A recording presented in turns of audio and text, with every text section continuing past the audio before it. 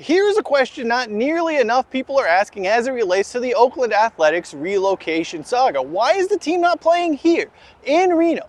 Greater Nevada Field behind me is both newer and nicer than Sutter Health Park in Sacramento. This facility also has a respectable video board. More importantly, the fine locals in Reno, in Sparks, in Carson City, in Winnemucca, all of these northern Nevada towns would have a chance to see the Athletics play live and in person. That matters because the entire state of Nevada is expected to chip in on that Las Vegas ballpark. That's not just a Las Vegas or Clark County project, it is a Nevada project in some form. That is especially poignant when you realize Oakland is closer to these parts of Nevada than Las Vegas. Maybe throwing people in this area of the state of Bone would be a good idea.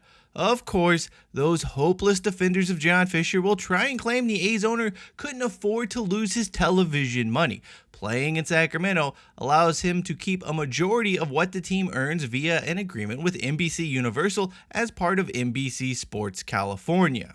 Additionally, playing in Sacramento rent-free and with seemingly no actual lease terms in place, a great piece of business there, Vivek, also helps Fisher's bottom line. But wait, isn't this the same John Fisher who Sandy Dean continues to champion as being able to pay for the Las Vegas stadium on his own with no financial help from outside?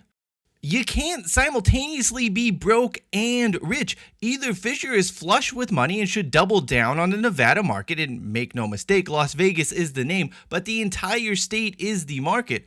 Or, alternatively, the A's owner doesn't have the money to pay up for a new ballpark and must pinch pennies in Sacramento. This is an either-or scenario. Anyone arguing otherwise is simply trying to retain belief in a fantasy. Spoiler alert, the Easter Bunny doesn't go around hiding hard-boiled eggs one spring day every year. And John Fisher is playing in Sacramento because he doesn't have the liquidity to pay for a new stadium. If he did, the Athletics would have posted up here in Reno for the next few seasons. They would have shown they were a committed partner to the entire state of Nevada and built inroads into a region which is very much San Francisco Giants country. Fisher standing side by side with Reno Aces and also Indianapolis Pacers owner Herb Simon would cast him in an unfavorable light. Well, I don't think it could get any more unfavorable than it is right now. Funding this fine venue in the biggest little city in the world was not an easy task, and the entire thing almost came tumbling down when the economy took a nosedive and property values here in the city plummeted. Of course, that's child's play in comparison to John Fisher's grift around the West. Putting that paradox off to the side, Simon, unlike Fisher, has been willing to pump his own money into his stadium. The Aces boss via SK Baseball has invested $10.5 million of privately financed funds to renovate Greater Nevada Field since 2022. That is $10.5 million more than what Fisher has spent in Nevada on his ballpark to date. Returning to why the A's chose Sacramento over Reno, there is an interesting quirk surrounding all of this as it relates to the Athletics' reworked television deal that has not got mentioned. The assumption has always been that Ron Adive had all of the leverage in his talks with John Fisher. The A's owner couldn't play in Reno or Las Vegas even if he wanted to because NBCUniversal would pull their TV money. Maybe that holds true for Sin City, but Reno, right there, well, it's not a million miles away from Northern California. At one point, both NBC Sports Bay Area and NBC Sports California were available in Northern Nevada. That may still be true today, apart from the Sharks being blacked out. Regardless, the Oakland A's would have likely gotten some money from the network had they played in Reno. Maybe even the same amount that they have gotten in Sacramento for the next few years, assuming that temporary move goes through. That brings us back to Northern California's incompetent sports owner BFFs John Fisher and Vivek Ranadive. When you put the pieces of this puzzle of ineptitude together, you realize that the Kings owner needed Fisher, perhaps even more than the Gap Air needed Ron Adive. You see, without the A's, NBC Sports California is nothing. There is no reason to keep it around.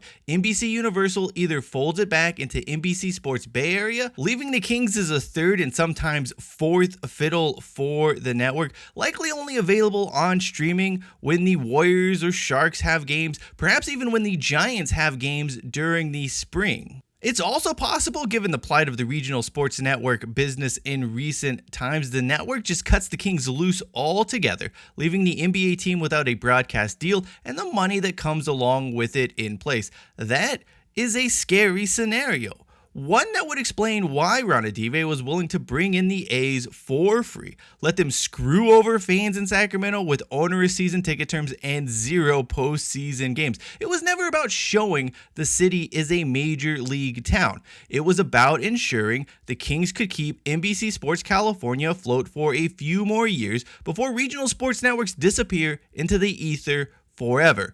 That is why the Athletics are in Sacramento. That's why Ronadive has bent over backwards to make this happen.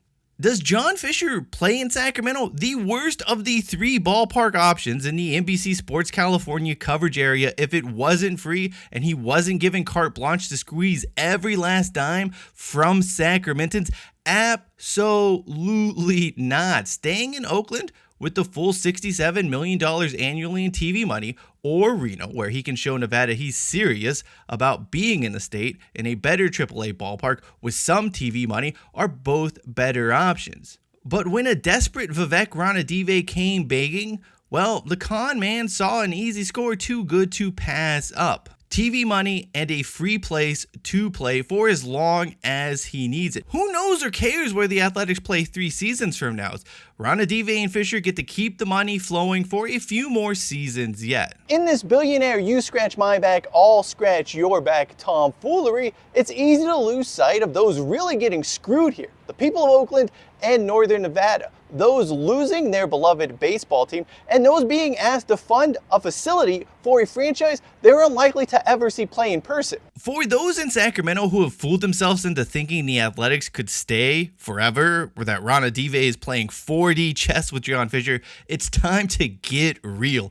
Dude simply wanted to keep NBC Sports California alive, and he probably wasn't smart enough to realize Reno was already in the network's coverage area.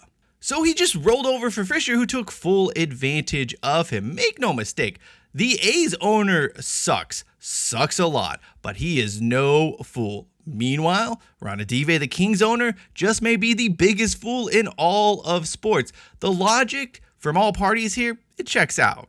This won't stop folks from trying to claim otherwise, though. Oh, what about the population and sponsorship opportunities in Sacramento?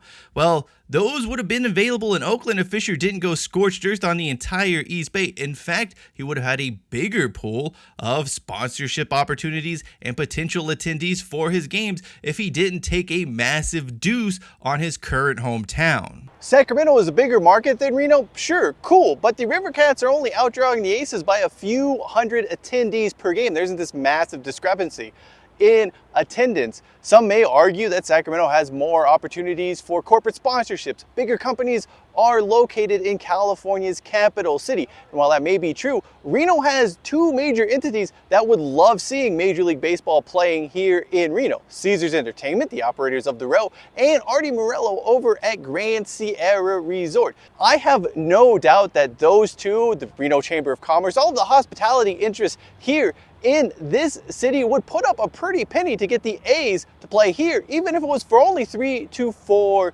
years. Now, one of 2 things likely happened. Either John Fisher never bothered exploring this avenue, which again would just highlight how that franchise is operating by the seat of the pants, or Dave Cavill, Sandy Dean, the collection of yes men that John Fisher surrounds himself by, approached GSR and Caesars Entertainment with the plan, and they just laughed him out of the building saying that doesn't interest us. That, by the way, if that's the case, that would highlight a serious issue with the team's Las Vegas plans, which are very involved, very invested in the reality that at least 30% of those going to A's games in Las Vegas come from out of town. And if it wouldn't work in Reno, well, I'm guessing that plan's not going to work in Vegas. More importantly, no one in Sacramento is being asked to contribute to a new ballpark for the Athletics. People here, as citizens of the state of Nevada, do have a stake in that Las Vegas facility, and having watched the owner of the Reno Aces use his own money to fund renovations at this facility, well, you can't help but think the folks here are at least a little miffed as to what's happening down in Las Vegas right now.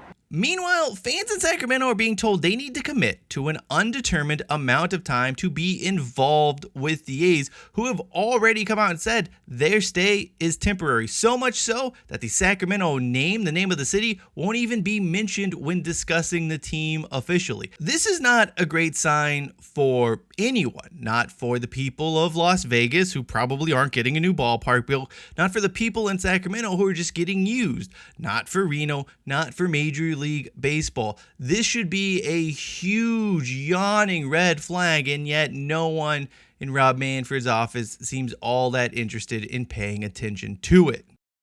Only two folks are coming out of this saga as winners: John Fisher and Vivek Ranadive, and they are the two worst participants in the entire ordeal, the ones who should lose. It is like an alternate ending of A Christmas Carol where Ebenezer Scrooge curb stomps Tiny Tim and then stiffs a shoe shine who cleans up his shoes on the way back home. Back here at Greater Nevada Field, well, it's a facility that's not going to be hosting Major League Baseball games anytime soon, but if we're being honest with ourselves, it probably should if John Fisher and the Oakland Athletics were serious about their relocation to Las Vegas. But as we all know, these are not serious people. No disrespect to Sacramento or Sutter Health Park. That's my hometown. I go to Rivercats games. But Vivek Ranadive is letting John Fisher use us so he doesn't lose the Kings TV deal, and his reasons for this are simply lies. This man is lying to Sacramento's